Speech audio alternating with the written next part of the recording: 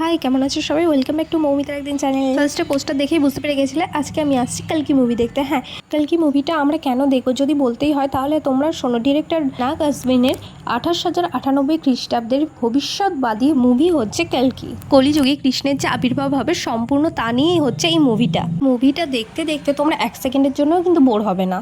ভারতীয় মহাকাব্যিক বৈজ্ঞানিক কল্পকাহিনী নির্ভর চলচ্চিত্র, সাথে রয়েছে আমাদের টলিউডের শাশ্বত চ্যাটার্জির অভিনয়, আর যেটা সবচেয়ে মন কাড়া চরিত্র অমিতাভ বচ্চনের কুরুক্ষেত্র যুদ্ধে জীবিত সবচেয়ে বয়স্ক মানুষ অশ্বত্থামার চরিত্রে কাস্টিং করা।